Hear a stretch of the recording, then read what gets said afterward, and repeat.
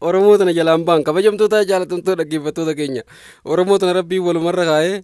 sasanyii atiin kun hiigaawoo ni gaadhamu qabsaadhaa hiigaawoo kuni sanyiidhamu nama biraati jedha amma suuraan tun sanyii ta'uu fi nama biraa ta'uu maaliin ragaa maal qabdan ijoollee teenya takkaa'uu suuraan tun idii taatee maarree taatee maaliif beekta amma warqiin qubarraa tun maaltu sii bitee qubni kan kee hundi warqiidhaa minaamin jettanii yaada garagaraa irratti kaasaa jirtan aboo qabsaa Oromoo irratti yaada kana kanaa kaasuu kana dhiisaa kabajamtoota jaalatamtoota dhaggeeffattoota keenyaa waan fedhillee taanaan Oromoo qabsaa ture namni kuni har'aan tana gartee dadhabatee galullee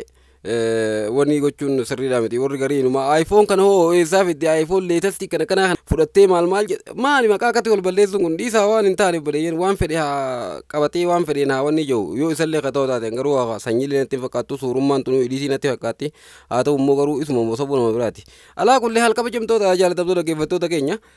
dhimma isaanii kana ilaalchisuudhaan waraanni bilisummaa Oromootti illeen waan je'ee deebii kenneetu jiraame kan isin biraan ga'uudhaaf dhufnee turtiin waliin taasisaa isin jenna naannoo Oromiyaadhaa qondaaltota waraana bilisummaa Oromoodhaa walii galtee goone jedhee guyyaa kaleessaa jaalsanyii nagaa isaatii fi ijoollee mataa guduruudhaa tanneen muraasa walitti qabuudhaan galma tokko keessatti namoota wajjin namoota abbootii gadaa fakkaatanii fi baay'ee isaaniitii waliin marii taasisanii obbo Sanyiidha wajjin walii galtee wayii mallatteessanii jechuudhaan guyyaa kaleessaa gaa mallatteessanii ijoo miidiyaa hawaasummaa ta'uun kan yaatamudha dhimma kana irratti ammoo waraanni bilisummaa Oromoo aboo durriyyee walitti qabdanii obboleessoo durriyyee gartee seera cabsitee waraana bilisummaa Oromoo keessaa ari'amte hunda wanni jettanii deddeemuun kun akkami waan jedhu yaada kaasanii qeeqaa qaban dhiyeessaniitiin jiran gaa kabajamtoota jaalatamtoota dhaggeeffattoota keenya waraanni bilisummaa Oromoodhaa hanjamaa isinitti girtan kana hin beeku dhaabbadhaa waan akkanaa kanarraa jechuu waan fakkaatu yaada kaasuudhaan uummata Oromootii fi akkasuma ammoo gochaawwan yookaan taateewwan guyyaa kaleessaa kana irratti yaada kennateetiin jira kabajamtoota jaalatamtoota dhaggeeffattoota keenya mootummaan naannoo Oromiyaa qondaaltota waraana bilisummaa Oromoo waboo waliin waliigalteen araaraa mallatteessine jedheeti jira biiroon kominikeeshinii mootummaa naannoo Oromiyaadhaa ibsa guyyaa kaleessaa baaseen waldhabdeen Oromiyaa keessaa karaa nagaan akka furamuuf mootummaan nuffii tokko malee walitti fufiinsaan waamicha nagaa taasisaa turuun eereeti jira haaluma kanaan gaa waliigaltee araaraa gama mootummaa naannoo Oromiyaa pirezidaantii mootummaa naannoo Oromiyaa Obbo Shimallis Abdiisaatii fi gama waraana bilisummaa Oromootiin ammoo qondaala olaanaa waraana bilisummaa Oromoo kan turan yookaan qondaala waraana bilisummaa Oromoo kan giddu galeessaa kan turan obbo Sanyii Nagaasaa wajjin waliigalteen nageenyaa kun gaa mallatteeffamu Obbo Shimallis Abdiisaa gama fuula Facebook isaa irratti maxxansuudhaan dhimma kana irratti yaada kenneeti jira akkasuma ammoo waraanni bilisummaa Oromoodha waboon jechuudha ibsa guyyaa muddee takka guyyuma san jechuudha gama galgala halkan keessa baasin mootummaan waliigaltee nama dhuunfaa sababa naamusaan aangoo isaaniirraa gaggeeffame waliin teesse akka waliigaltee waraanni bilisummaa Oromoo waliin mallatteessitee fakkeessuudhaan dhiyeessuu hin qabu jechuudhaan qeeqa qaban dhiyeessaniitiin jirani namoonni kunneen waraana keessaa gaggeeffamuu isaanii ifatti ibsamaa akka turellee ibsi isaanii kun ni yaadachiisa ayyaa duraaniitii fi miseensa koree hojii raawwachiiftuu waraanichaa kan turan Sanyii Nagaasaa waraana bilisummaa Oromoo dhaaba namtokkee seeraa fi heera hin qabne jechuudhaan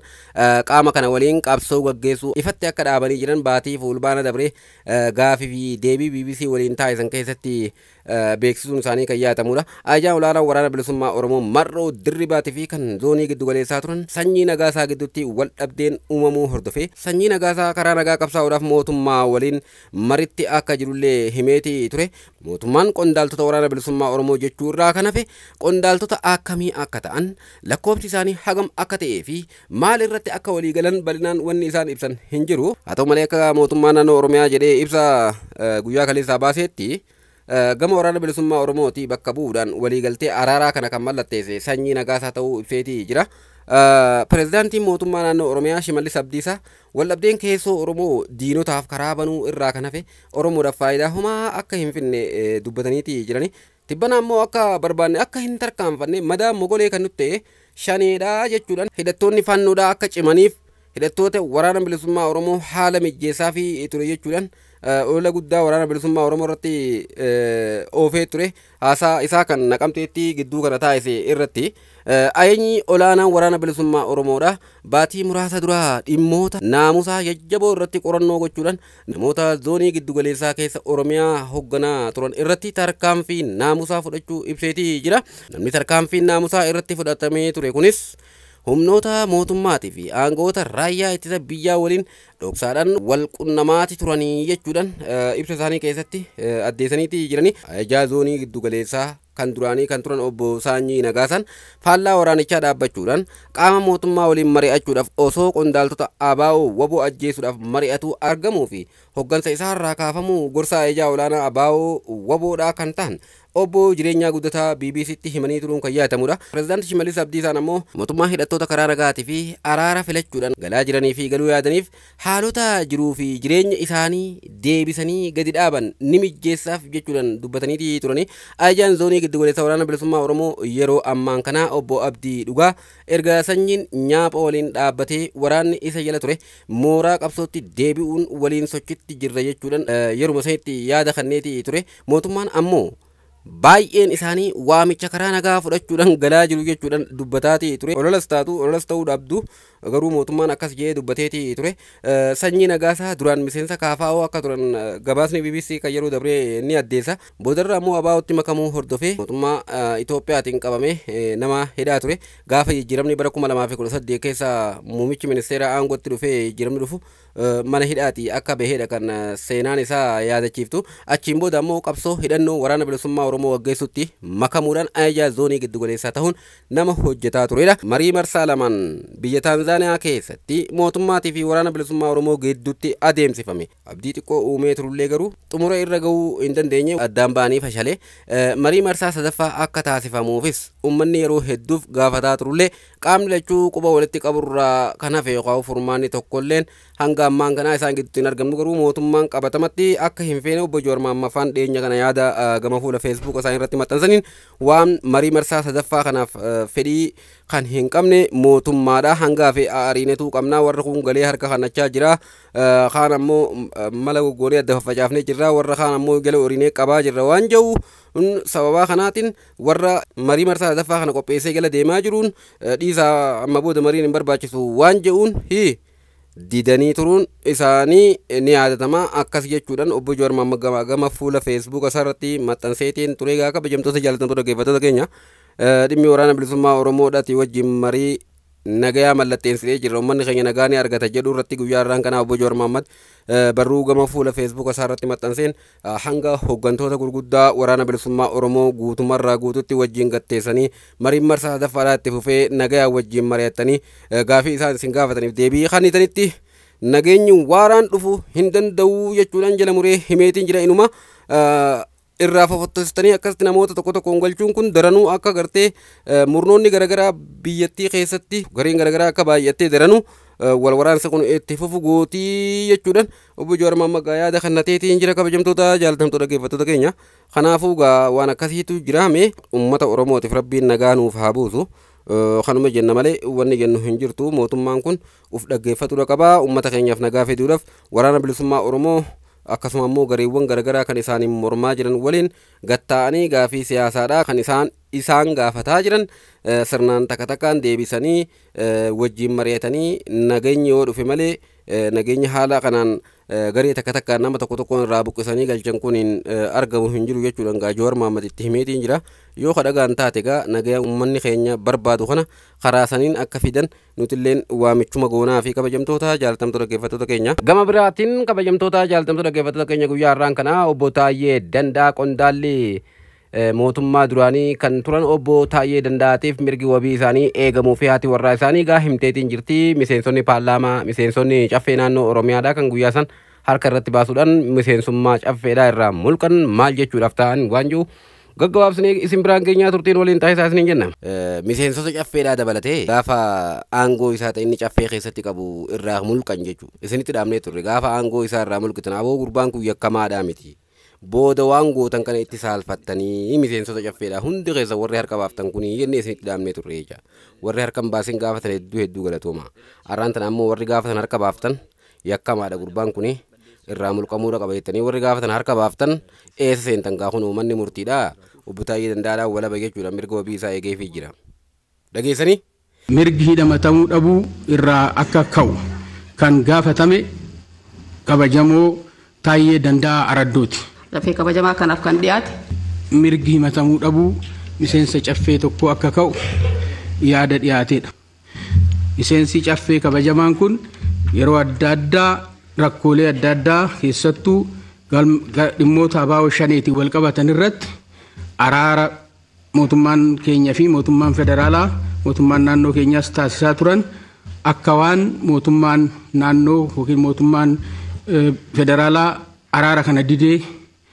saankaa tureetitti kaasuudhaan keenyumti maagaraa walitti jabaannaa balleechaan sunis ilaalamee gorsaaf dhiifama godhamee kaleessa miseensonni caffee akkuma kaasaa turre keessoon keenya qulqullaa'uu danda'u ture jiraata. Keessoon keenya qulqullaa'e malee diina injifachuu hin dandeenyu. Caffeetti bakka bu'aa mootummaa kabajamoo obbo Fiqaaduu waan bal'aa kaasanii jiru waan ta'eef yaada murtee dhiyaate irratti sagalee deeggarsaa. Sagalee deeggarsaa kan namaa jira gaamee eenyu faadha warri harkaan baasin baay'ee jira sagaleen kan hedduu jira. Walumaa galatti kabajamtoota jaalatamtoota dhaggeeffattoota keenya guyyaa har'aan kana obbo Taayyee Dandaadha mirgi wabii isaa akka eegamee fi gallakkifamu kana jechuun bilisa akka ta'e dhagaa kan manni murtiidhaa murteessee fi jiru oduu kana simbiraan ga'uudhaaf kan dhufnee gaa warri guyyaa sana harkatti baaftan miseensonni caffeedha kun miseensota caffeeti moo isin miseensota Shimallis Abdiisaatii fi miseensota Abiyyi Ahmad waan jiru of gaafachuudha qabdan kan jedhuu fi kan kana isin yaada ciifnee kabajamtoota jaalatamtoota dhaggeeffattoota keenya dhimma kana ilaalchifnee waan qopheeffanne qabna turtiin waliin taasisaa isiniin jenna. Har'aan kana mana murtii jibbaataatti dhiyaanneeti turre kan jettu haati warraa obbo Taayyee Dandaadhaa adde Sintaayyoon guyyaa har'aan kana mirga wabii isaa akka eegamee fi jiru adda baafattee gabaasa kana BBCdhaaf himti. Dabalataan maallaqa birrii 20 qabsiisanii yookiin ammoo nama waammatanii akka bahuu danda'an murteesseeti jira jetti. Adeemsa godhamuu qabu kana hunda gochuudhaaf sa'aatii 8 irratti nuuf beellamaniiti jiru jetti. Bara dabre keessa kan aangorraa kaafamanii erga isaan aangorraa kaafamanii booda to'annoo jala kan oolan obbo Taayyeen hookara kakaasuu fi farreen nageenya deeggaruudhaan akkasumallee labsii meeshaa waraanaa cabsuudhaan himanni irratti banameeti ture. Himanni isaanii kan isaan irratti banamee ture kun dhimmi isaanii mana murtii olaanaa federaalaa Ramaddii Lidataatti ilaalamaa kan ture yommuu ta'u manni murtichaa himataawwan irratti saaqaman sadii keessaa lamaan bilisa jechuun himata meeshaa waraanaa seeraan alaa qabatanii argamuu kan jedhu akka ofirraa ittisan ammoo jala murtii kennee turuun kan yaadatamudha. Obbo Taayyee Danda'aatilleen aangawoota mootummaa dhimmicha waa'ee gartee meeshaa waraanaa kana beeku jedhan dhimmicha kana waan hidhachuu kiyyaa kana beeku jedhan aangawootuma mootummaa keessaa nama 5 jecha ragummaadhaa akka kennan waammataniiti turanii aangawoonni mootummaa olaanoon lama dhaddachatti dhiyaatanii jecha kennuun isaanii kan yaadatamu yommuu ta'u manni murtichaa jecha ragaalee hafanii dhaggeeffachuudhaaf muddee 3 bara 2017 akka lakkoofsa Itoophiyaatti beellama qabateeti ture jechuudha. Amma dura manni murtii waliigalaa federaalaa gaafii oliyyannoo mirga wabii obbo Taayyee Danda'aa kufaa godhee turuun kan yaadatamudha. Obbo Taayyee Danda'aadhaa dhaddacha gaafa adoolessa 30 bara 2016 akka lakkoofsa Itoophiyaatti himataawwan 3 irratti dhiyaatan keessaa 2 irratti bilisa kan jedhaman yommuu ta'u kanaaf ammoo hima tokkicha dhimma meeshaa waraanaa seeraan alaa ilaaluu qofaan waan himatamanii jiraniif mana murtii olaanaa federaalaa mirga wabii gaafatanii gaafiin isaanii kun kufaa ta'eeti ture jechaadha. Abukaatonni isaanii doorsifamanii sodaa nageenyaatiin erga dhaddacha irratti argamuu dhiisanii himata isaanii ofiin falmachaa kan jiran obbo Taayyee Danda'aan murtii manni murtii olaanaa federaalaa kenne kanarratti mana murtii waliigala federaalaatti oliyyannoon mirga wabii akka eegamuuf kan gaafatanidha turan. Manni murtii waliigala federaalaa gaafii oliyyannoo mirga wabii isaan dhiyeeffatan kan irratti murtii kennuudhaaf hagayya 29 bara 2016 akka lakkoofsa Itoophiyaatti beellama qabatee kan ture yommuu ta'u beellama gaafa sanii irratti illee obbo Taayyeen mana murtii waliigala federaalaatti uffata keelloo sirreeffamtoonni uffatanii qofaa isaanii dhiyaatanii akka falmataa turan gabaasni garaagaraa yeroo sanitti ni addeessa. Abbootiin murtillee gaafii mirga oliyyannoo isaanii kana ilaaluu ibsuudhaan yakki meeshaa waraanaa seeraan alaa amma ittiin himataman waggaa 8 hanga 25 kan adabsiisu ta'uudha ibsanii kanaafillee himatamaan kun mirga wabiitiin yoo gadhiifaman yeroo manni murtiidha isaan barbaadetti dhiyaachuu dhiisuudha malu akkasumas ammoo yakki adabbiidha. Yakki adabbii gadi aanaa waggaa 8 waan ta'eef mirgi wabii eegamuu hin qabu jechuudhaan murtii manni murtii ol aanaa federaalaa kenne kana cimseeti ture. Haa ta'u malee manni murtichaa murtii mana murtii olaanaa federaalaatiin kenname cimsuun iyyannoo mirga wabii isaanii kufaa akka ta'e kan itti murtaa'e obbo Taayyeen baay'ee galatooma jechuudhaan gara mana hidhaa qaalitti deebi'eeti ture. Samboo dagaa mirgi wabii isaa ammallee jalaan dhaabbannee kophaa isaaf falmataa jira. Abukaatonni isaanii akka isaaf dhaabbatanii hin falmine godhanii obbo Taayyee Danda'aa garuu kophaa isaa dhaabbatee falmatee ragaa ittisaa dhiyeeffadhu jedhanii ragaa ittisaa aangootuma mootummaa keessaa nama 5 dhiyeeffatee nama 5 keessaa namni 2 argamee fi ture kaan ammoo beellama biraatti dabarsanii beellama biraa sanillee namoonni ni argamee fi saagaa guyyaa irraan kanaa akka haati warraa isaa himtutti obbo Taayyee Danda'aatiif manni murtiidhaa walaba akka ta'e guutumaan guututti walaba akka ta'e jala muranii himuudhaan obbo Taayyee Danda'aadhaa guyyaa irraan kanaa akka gallakkifaman sa'aatii 8 irratti beellama qabaniiti turanii jettee haati warraa isaati ammaan kana meebii obbo Taayyee Danda'aadhaa baheeti jira jechuudha. Miseensonni caffeedhaa gaafatan harka tumtanii aangoo namichi kun qabu dura bu'ummaa miseensa caffeedhaa ittiin uummanni kun godhate uummanni darraa keessatti naannawa darraa sanii naannoo darraa sanitti I think obbo Taayyee Danda'aadhaa naannoo sanii keessatti uummanni sun ammallee rakkoo keessa jira dura ta'an lafa sanii miseensa caffee Oromiyaadhaa kan ta'e obbo Taayyee Danda'aadhaa